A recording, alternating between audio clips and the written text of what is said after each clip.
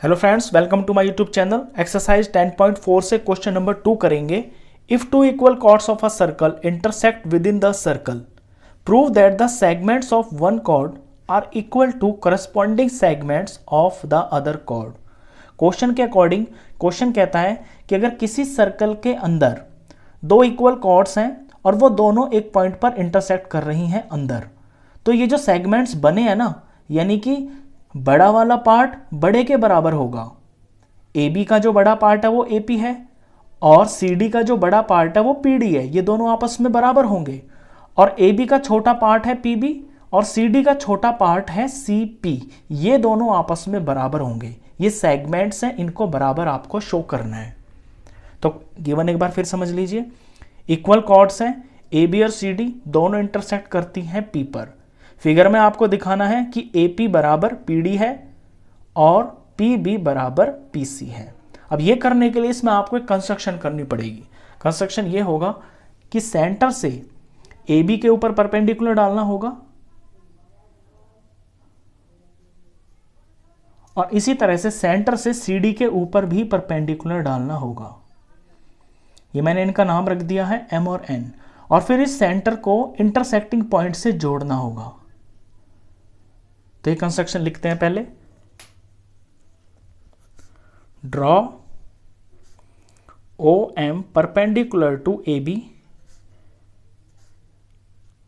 O N perpendicular to C D and join O P.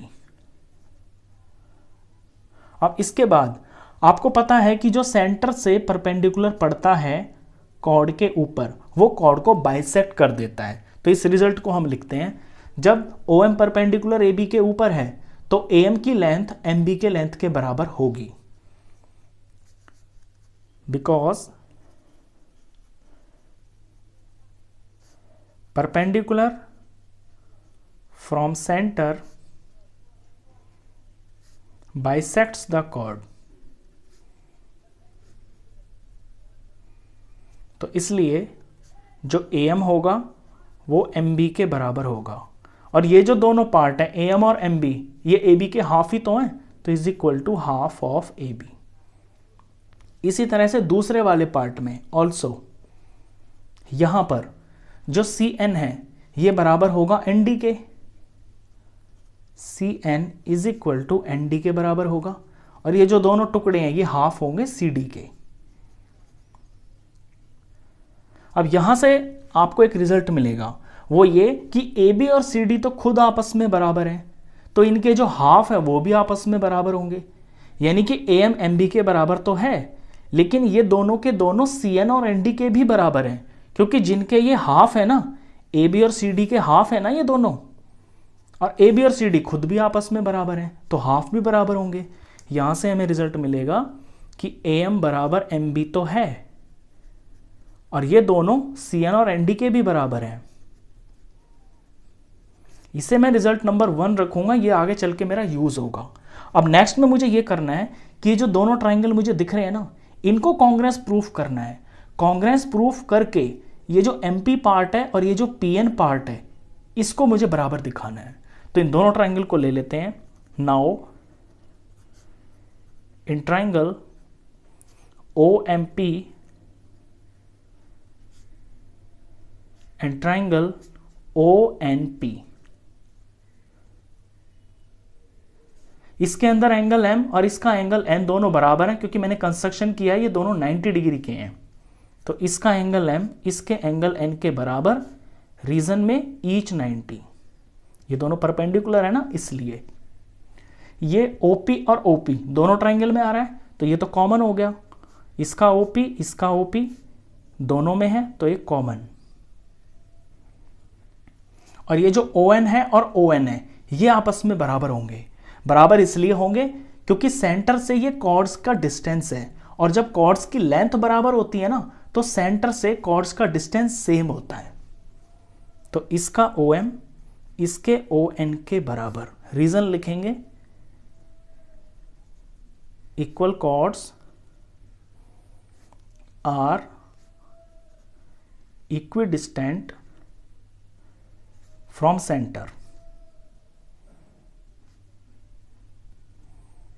अब ये जो तीनों चीज़ें मैंने ली हैं, ये है 90 डिग्री का एंगल तो ये राइट एंगल है, ये 90 के सामने की साइड है तो ये हाइपोटेन्यूज है, और ये ट्राइंगल में कोई अदर साइड है, तो RHS रूल लग गया और ये दोनों ट्राइंगल कॉन्ग्रुएंस प्रूफ हो गए।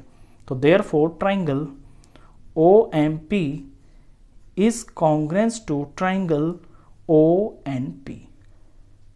जब ये कॉन्ग्रुएंस प्रूफ हो गए तो जो MP पार्ट है और PN पार्ट है ये इनके करस्पॉन्डिंग पार्ट है, तो therefore MP is equal to इसका MP इसके PN के बराबर, और इस रिजल्ट को मैं नंबर रखूंगा 2। रीजन भी लिखूंगा पहले, क्योंकि ये corresponding part of congruence triangles यानी CPCT, और रिजल्ट नंबर 2। अब नंबर 1 और नंबर 2 से ही हम अपना फाइनल रिजल्ट निकालेंगे। हम पहले फोकस करेंगे बड़ी लेंथ्स के ऊपर, AP और PD के ऊपर।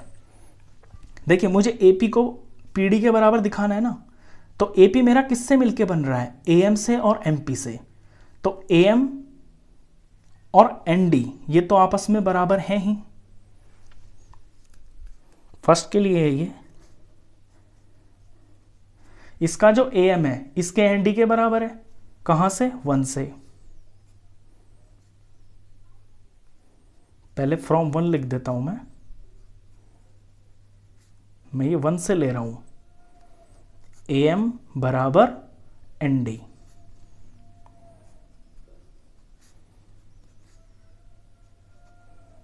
अब ये दोनों पार्ट तो बराबर हैं और इनके अंदर मैं कोई बराबर चीज जोड़ देता हूं, वो क्या, MP और PN, इन दोनों के अंदर मैं इक्वल जोड़ है MP और यहां से PN, तो ये पहले से बराबर थे, और ये जो मैंने ऐड किए हैं ये मैंने नंबर 2 से लिया है, तो फ्रॉम 1 and 2 किसी बराबर चीज के अंदर कोई बराबर चीज जोड़ते हैं तो जो फाइनल रिजल्ट आता है वो भी आपका इक्वल ही आता है। अब इसमें फिगर में खुद ही देखें, AM में MP जोड़ेंगे तो AP आ गया, और यहां पर ND में PN जोड़ेंगे तो PD आ गया। तो पहली चीज तो आपकी शो हो गई, यानी जो बड़े वाले सेगमेंट्स है वो बराबर हो गए हैं। अभी आपको करना है छोटे वाले सेगमेंट्स को बराबर। तो छोटे वाले के लिए अब हम वो पार्ट लेंगे जिनमें छोटे पार्ट आ रहे हैं, तो यहां से मैं MB लूंगा, MB बराबर है CN के, और इन दोनों में से ये जो मैंने कॉन्ग्रुएंस करके CPCT से पार्ट निकाला है इसको मैं माइनस करूंगा, ये वाला पार्ट। अब MB में से MP माइनस करूंगा, और यहां पर CN में से PN माइनस करूंगा, तो देखिए आप MB में से MP माइनस किया तो ये PB आ गया, और यहां पर CN में से PN माइनस किया तो ये PC आ गया। तो ये छोटे पार्ट हैं, इनके जो छोटे सेगमेंट्स हैं ये भी बराबर हो गए। बस यही आपको इसके अंदर दिखाना था कि ये जो इक्वल कॉर्ड्स हैं जहां इंटरसेक्ट हो रही हैं तो इनका बड़ा वाला पार्ट बड़े के बराबर यानी AP is equal to PD, और जो छोटा पार्ट है वो छोटे के बराबर यानी CP is equal to PB। Question solve. तो इस वीडियो में बस इतना ही, नेक्स्ट क्वेश्चंस के लिए मिलते हैं फिर नेक्स्ट वीडियो में, तब तक के लिए गुड बाय।